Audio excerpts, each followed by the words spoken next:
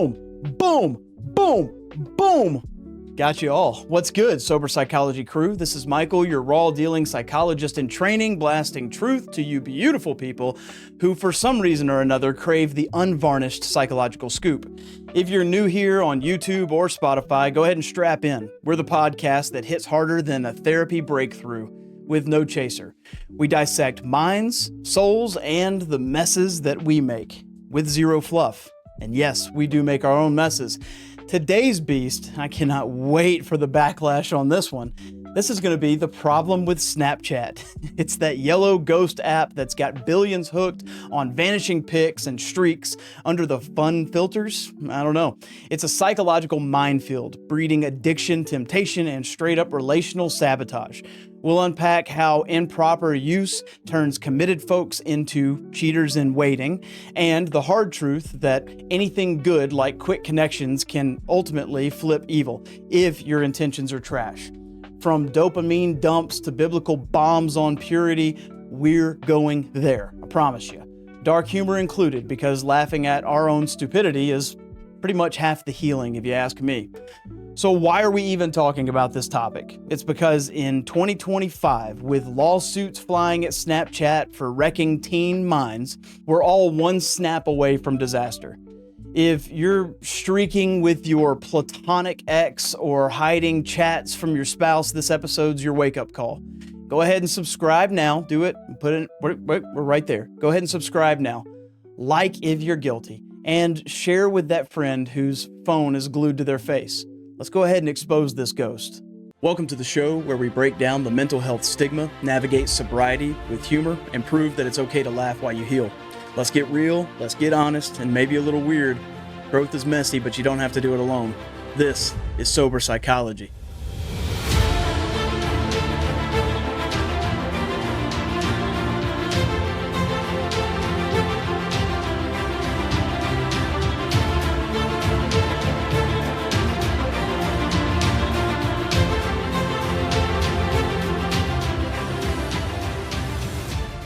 Hey, everybody. We'll go around one more time. Hey, how are you? Come on, get in close.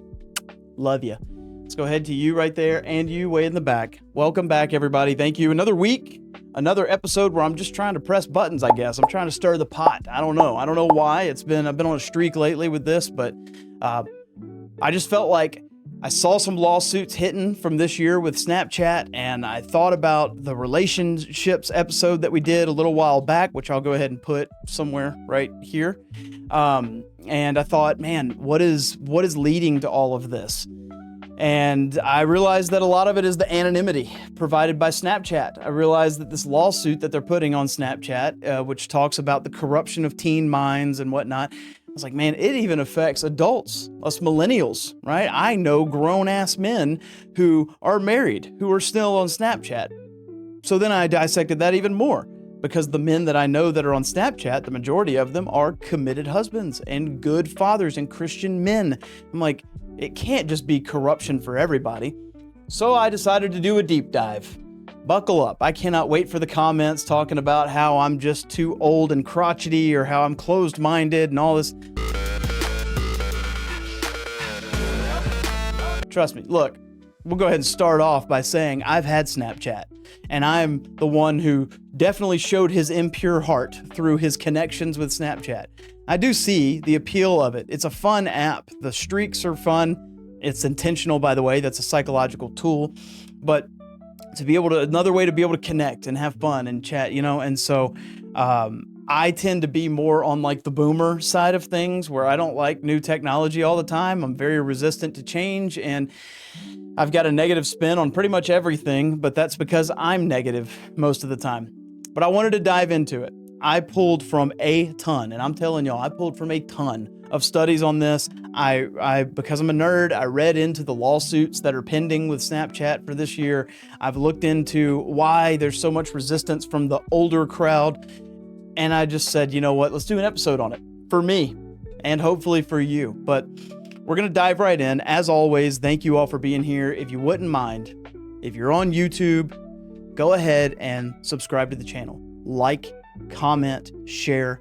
All of it helps a ton. If you're on Spotify, following the channel, sharing the episode would be very helpful. Regardless, I'm just glad that you're here. So we're going to go ahead and roll into this with section 1 being the psychological hook. This is going to be why Snapchat's design is engineered to own your brain. All right. So let's start with the psychological basics. Snapchat is not innocent. I know some of you love it. I get it. Hear me say that again. Snapchat is not innocent. It's built like a slot machine for your soul. And improper use, it's a gateway to Temptation City, especially if you are someone who's in a committed relationship. It's done that way by design. All right. So Pop Psychology 101, you can look at Adam Atler has an article or book called Irresistible. And I think it's from 2015, 2017. Those are the two numbers popping in my head. You can go look it up. Anyways, it absolutely nails how apps like Snapchat use the whole variable reward system. It's that will they snap back thrill that you get. It's in order to spike your dopamine levels. A 2023 study from the Journal of Social Media Studies found that Snapchat's,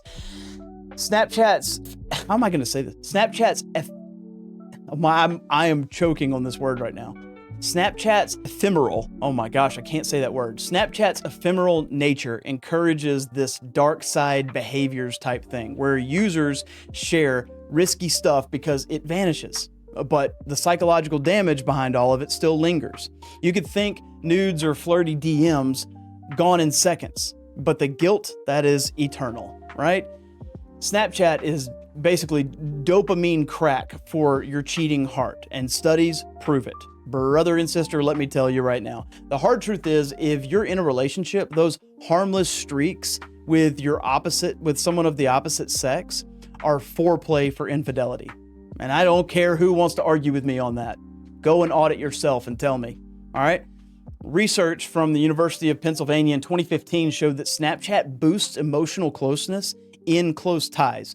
But for committed folks, it starts to blur the lines a lot. Right. And then there was also a study with evolutionary psychological science on Snapchat jealousy found discovering infidelity via snaps triggers absolutely massive sex differentiated rage, right? For women, it hit harder by the emotional betrayal side of it, and then for men by the sexual betrayal side of it. All right.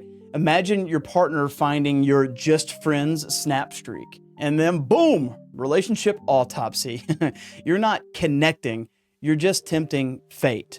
And again, like I said, I'm overwhelmed because every episode that I have done up to this point paled in comparison to the amount of relevant studies. There are a lot of episodes week to week where I've got to go do some digging, right, to be able to connect what I'm trying to say. This was just there.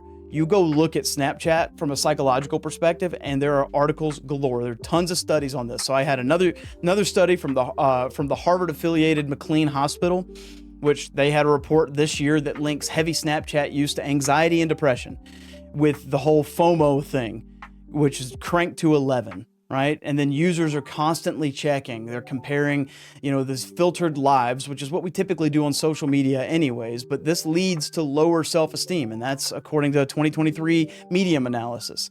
And then for committed people, this begins to breed dissatisfaction, right? It's like, why isn't my partner as fun as this snap?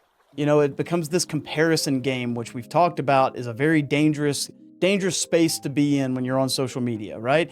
And then that begins to cue the temptation. You want to talk about it from a biblical perspective, Snapchat's good side with the quick shares turns bad when you have impure intentions. Proverbs 4:23, guard your heart, for everything that you do flows from it. If your snaps are flirty, you're already adulterous in your heart, according to Matthew 5:28. Culture's hedonism says it's just fun, right? But scripture calls it BS. 1 Thessalonians 4:3-5. Avoid sexual immorality. Control your body in holiness. Improper use, it's like handing Satan your login. I know that it seems like I'm being overly critical, and I know that the last thing that the masses want, this isn't going to get a lot of views because the majority of people don't want someone calling them out on their BS. I'm just saying, check your intentions. Anything good can ultimately turn bad when we use it. That's the impurity of our own hearts. I had a conversation with two of my buddies last night about this. Both of them are committed husbands. And I know, as much as I know about them and as close as I am to them, I know these are Christian men. These guys chase after God. They chase after loving their wives intentionally. They're not cheaters. They are not adulterers. They are not the kind of people who are going to stray from that. And they both have Snapchat, have used it consistently in the past or whatnot. But since being in committed relationships, it's either severely limited or not used at all, because they even understand, especially as men, we go for the sexual desire, right? And even if you are messaging all of your buddies, just your friends, the dudes or whatnot, there's always going to be that temptation because, Snapchat connects with your phone. It connects with the other apps. It starts to show you other women who are posting things, and then this temptation starts to flow in. I know for me personally, even though I do not cheat on my wife, I do not speak with other women really at all unless I absolutely have to. And that sounds like a dig. I'm not trying to, whatever. That's just how I am, right? I'm just old school. No BS, all of this stuff. She has access to anything and everything that I have whenever she wants, and she can go and look through all my stuff and she will never find anything because I don't have anything to hide.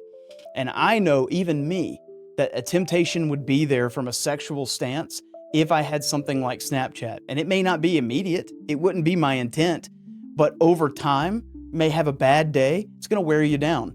The way that I discussed it with these guys last night, it's like, I know my heart well enough to know that I'm not going to go back and drink right now. I'm not going to go back to that life. Even though I've been through a really tough past year, there have been times where I've had plenty of excuses, quote unquote, to go and drink and tie one off and escape the pain and whatnot. But I'm not going to go get a job as a bartender. Do I think that I would drink as a bartender? No. But that temptation is always there. It's constantly there. So all it takes is for one bad day, one bad decision, one moment of weakness, and then boom. It's the same thing with those of you who are in committed relationships that have Snapchat. All it takes, one bad day, one bad decision, and it can throw everything away. You could have been married for 20 years and you could send one bad pic. You could send one flirty message. Because in your mind, the way that Snapchat is designed, there's anonymity in this, or it's going to disappear. I don't have to worry about it. And then boom, that's all it takes. There are some guys that I know that I use the term friends loosely with, but they will cheat on their wives. And especially out here in Midland, Texas, where it is just the Wild West.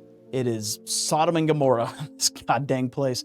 But that's all it takes. It takes just that one thing, and they will cheat, and they will send flirty messages, and they will say, you're towing that line just enough, and then they'll go to sleep like nothing happened. That's corruption. That's taking something that's good. Snapchat in and of itself is not inherently evil. We are, though, as sinners. So that's where I'm trying to get to, and I wanted to paint that picture for you to know that I'm not coming at you trying to thump the Bible and tell you that you're going to hell if you have Snapchat. Not at all. It's your intentions behind it. It's the temptation. We talked about this last week. If you have something in your life that is putting you in a spot of temptation, that is leading you to sinful desires, sinful mindset or whatnot, as difficult as it may be, you need to cut it off. It needs to go away. It's the same thing with Snapchat. If you are tempted in any capacity, if there is any level of temptation, first off, why do you need your messages to disappear? Ask yourself that question. Just keep tracking back. It's a personal audit. Do it on your own time. Whatever. I'm just trying to help you guys out. Section 2, addiction alert, baby. This is how Snapchat turns you into a zombie, and relationships pay the price ultimately for that. Okay, so the addiction angle here. Snapchat is not just fun. It's a mental health vampire, and it sucks time, and it's constantly tempting the committed. There are plenty of stats from just this year about this, but the 2025 stats are very, very grim. Addiction Help reports 210 million people worldwide hooked on social media. Snapchat is included in that, and with a big number. There's a Kansas lawsuit, and I believe it was from September, I think that's the one I looked up, of this year, that accuses Snapchat of harming teens' mental health with addictive features like the streaks. It's these daily snaps to keep chains alive. And if you miss one, anxiety spikes. All right. And then the Sukalov law firm, I think, from this year calls it addictive by design. Right. They're coming at Snapchat, by the way. It's pretty aggressive. But they talk about it with the infinite scrolls and the notification hijacking your brain reward system. And it's just wreaking havoc on a younger generation and even on into us millennials who, we're the first generation to have something like this, right? If you look at psychological studies, the CDC this year reported ties, screen time, which are, very Snapchat heavy, to poor mental health, including loneliness, which is ironic for a social app, right? We've talked about this before, but how many of you are constantly connected to social media and somehow or another still feel very lonely? It's interesting how we're the most hyper-connected generation, people group, whatever, and we still feel the loneliest of all time with the most mental health issues. Then you look at the Addiction Center from this year. It defines Snapchat addiction as compulsive use despite harm, which is leading to neglected relationships. And then for my committed folks out there, you're snapping strangers instead of your spouse, which is breeding these subconsciously breeding these emotional voids, which are ripe for temptation. All right. Snapchat addiction is like trading your marriage for a ghost. Right? The 2025 lawsuits just this year are spilling the tea on all of that. All right. You can picture this like your wedding vows: for better or worse, till death or low battery do us part. Right. That's so cheesy, and I'm sorry, but whatever. There was a ResearchGate study in 2024 that found that Snapchat warps interpersonal development, which is making real talks feel boring. All right. And impure intentions, that whole like innocent snap to an ex becomes an affair starter. First off, why are you even communicating with your ex if you're in a committed relationship? Grow up. Okay. Grow up. But I get it because I've done it. I've been there. All right. Helen Fisher's love as addiction model from, I think, early 2000s. Somebody fact check me on that, but her love as addiction model applies to this, right? Snaps give novelty highs, which is trumping this committed love stability, right? You want to look at this from the Christian lens. Anything good, right, like connection, goes bad without purity. James 1:14-15, which, gosh, I don't remember that one. And it's a shame because James is my favorite book in the Bible, so buckle up. James 1:14-15. But each person is tempted when he is lured or enticed by his own desire. Then desire, when it has conceived birth, to sin, and sin, when it is fully grown, brings forth death.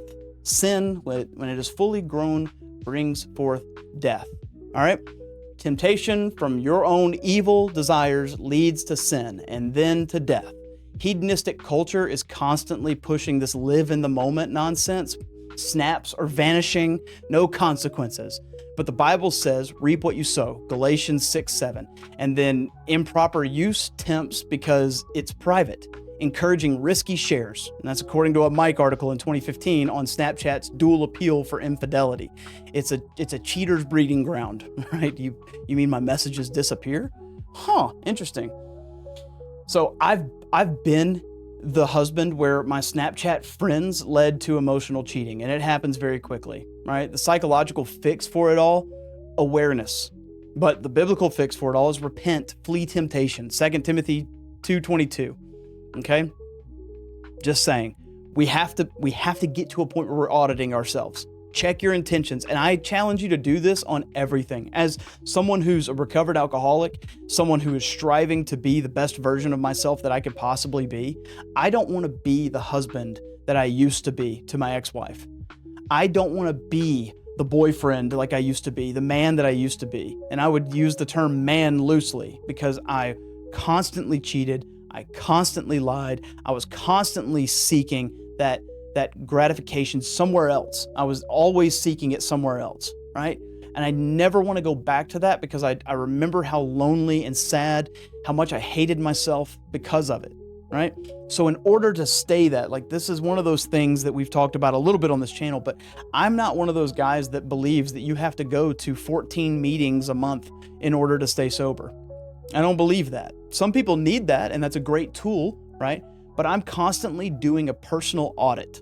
What's my motive behind any of this? I do it with this channel. What's my motive behind any of this? I've talked in depth about the sickness of my family. I've talked about the sickness of myself. Am I trying to grandstand? No, I'm not. I'm really trying to help people, and I'm trying to do that by showing you the truth, by getting it out there, and not only telling you what the psychological studies, what the Bible says, all of this. I'm trying to give you real life information here from someone who's actually experienced it. So those are my intentions behind this. What are my intentions when I go to purchase something? What are my intentions when I sit down to rest? Like, what am I doing? So that's what I'm asking you to do with everything every time you go to send a snap, every time you go to scroll social media. Well, what are your intentions behind it? Just do it for yourself. I promise you. It helps strengthen you mentally. It helps connect you with a higher power. It helps you be able to have that self-efficacy boost, because now I'm starting to learn about myself a little more, right? Moving on to section 3, Temptation Central. This is going to be how Snapchat fuels infidelity in committed relationships. All right, so we're going to get raw on the temptation for the committed, right? These are for my people that are in the committed relationships. Buckle up, because I got one for you. Snapchat's vanishing act, it's perfect for cheaters. I've been harping on this the whole episode, but studies are screaming it. Okay, there's a 2019 Springer study that showed that Snapchat messages revealing infidelity spark jealousy storms. And there are Reddit threads that you can go look at, especially I pulled one, I think from 2021, that call it a cheating enabler. Anonymity over profiles. I mean, what are we doing here? And then you look at Cheat Busters in 2024. This lists signs like hidden snaps, quick deletes. It's just all of these signs of infidelity, right? Inner Strength Therapy in 2024 notes that social media's anonymity boosts flirting to affairs, That's what it's doing, all right? Snapchat is like cheating's best friend.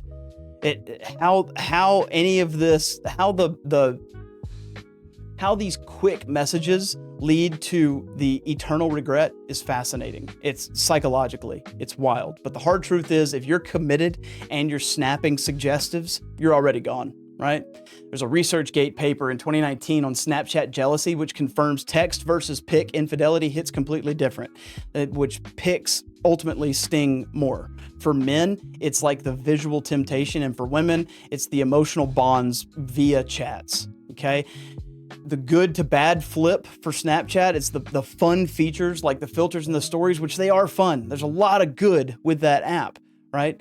Those are neutral, but the impure hearts that are using it are corrupt, right? Jeremiah, we talked about this verse last week too, but Jeremiah 17:9 talks about how deceitful our hearts actually are. And culture's whole no strings vibe twist biblical covenant. Marriage as one flesh. One flesh, Genesis 2:24. Hedonism says explore. Bible says flee immorality. 1 Corinthians 6:18. The result, divorces, broken trust. Okay? Snapchat's motto is like, just go ahead and delete your regrets. It's fine, whatever. But psychological studies, or psychology in general, says that suppressed guilt festers into depression. There's a 2025 Tor Homerman, I think it's Tor Homerman, the law firm, they had lawsuits that linked Snapchat to mental harms, including up to like from risky behaviors like sexting, which is leading to exploitation, right? Like it's just a breeding ground. It's a dark, dark place to be, okay? And just, again, check your hearts. Snapchat is not bad. The hearts that use them, the hearts behind the people using them are, and that's where it becomes real tough, okay? Section 4, solutions. Y'all needed some solutions? I'm gonna give you some solutions. Solutions insanity. This is fixing the Snapchat mess psychologically and biblically. Okay, so we've exposed the problems. Now we're gonna expose the long-term fixes, because deletion is extreme, I get it, but purity is non-negotiable. All right.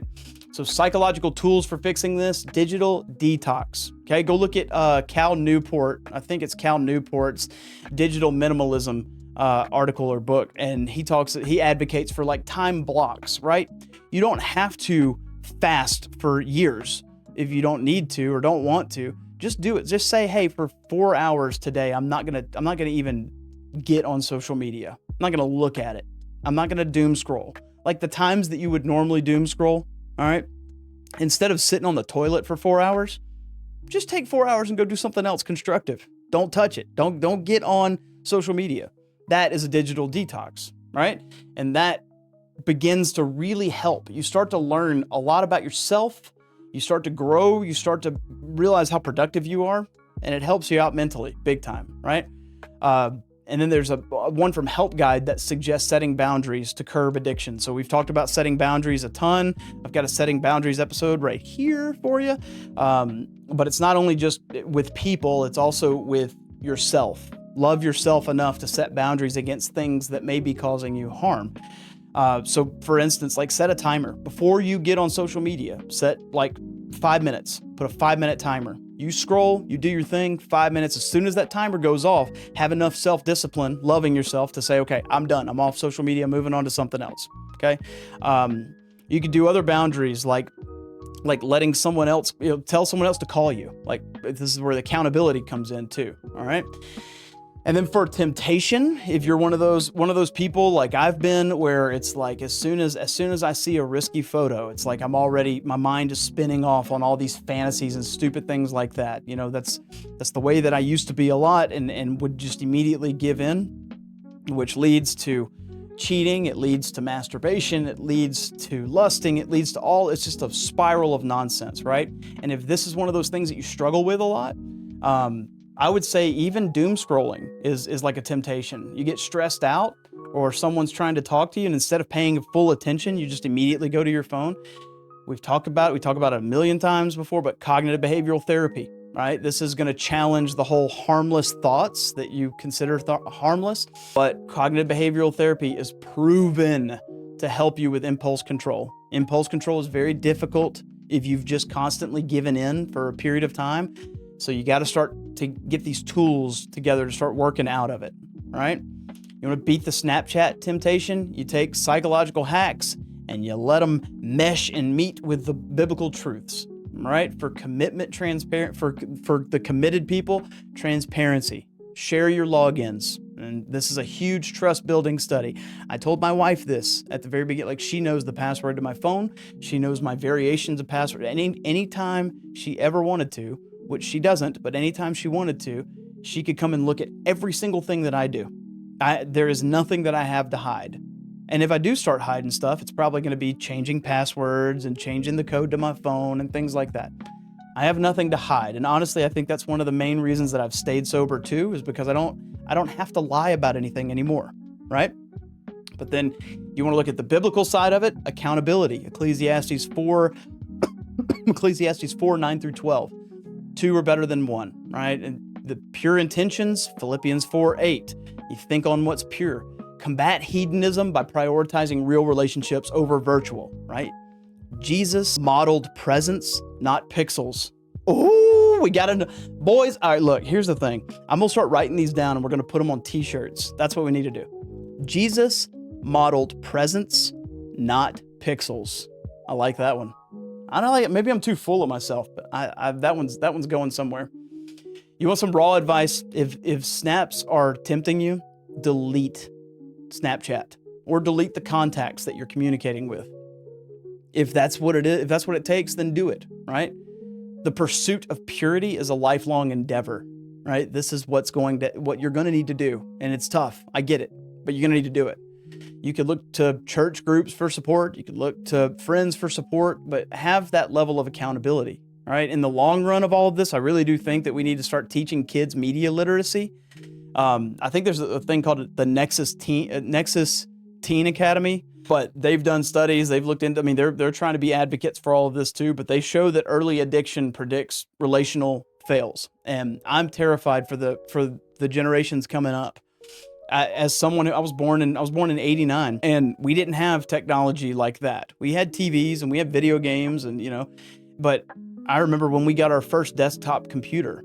I remember when we went from watching TV on actual TV channels to actually having satellite. Like this millennial generation, we're the first ones who were able to grow up in a time where there wasn't a whole lot of this social media and technology. And then we experienced it for the first time. And now it has taken off like a freaking wildfire, right? We didn't have AI. We didn't have, I remember when Facebook was created. I remember when Instagram was created. Like we didn't have any of that for a while. We just connected with each other. You want to go out and hang out with friends? You got to go play out in the street. You got to go to the arcade. You got to like go over to someone's house. And now it's like, you just send them reels forever and ever and ever. It's not really a connection. Like, sure, it's a way for you to be able to laugh at something quickly, but how are you connecting with those people? It takes real community. It takes real accountability. And I get it. That's very tough. Okay. But if you have accountability, if you're getting to that, get to the point where you're willing to confess. I've got a small group of people that like, I will be able to tell them anything and everything that I'm struggling with, whether it be struggling with the ideas of drinking, whether it be struggling with anger, whether it be struggling with whatever it may be. That's very important, right? If you're tempted in your marriage, you got to confess, and then you got to seek counseling. Find a way to help, okay? Help yourself, help the marriage, help the spouse that you hurt, okay? So anyways, Michael, is Snapchat evil? No, users are, okay? Again, we have evil hearts. It's the unfortunate reality of it is that sin corrupts, and we are sinful beings. So we are working day in, day out to resist, to fight, to tackle that sin, to make corrections and move on. And we're never going to live a life where we are sin-free, but we can keep on striving for it, okay?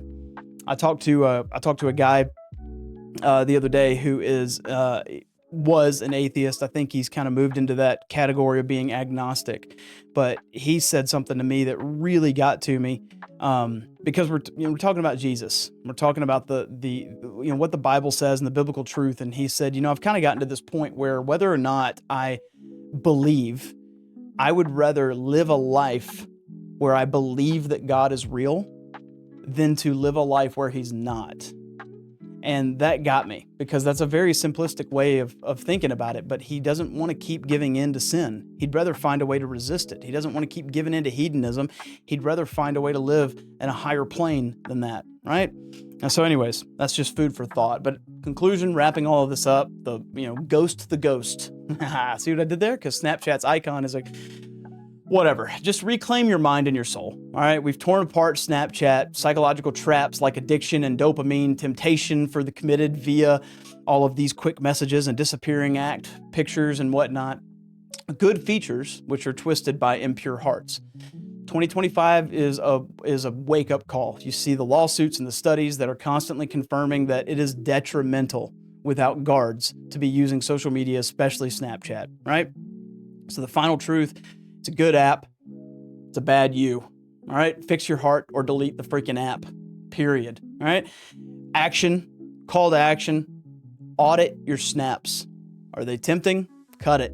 Be done with it. Invest in real life. All right. As always, subscribe for more. Next week, I don't really know what the topic is. I'll have to look it up, but hopefully I can get the episode out on Wednesday instead of Friday. Thank you all for being patient on that, by the way. But thank you all for hanging out. As always, thank you. Much love for the support. I'm Michael. Stay sober, stay pure. Keep your head up, keep your heart open, and go help somebody.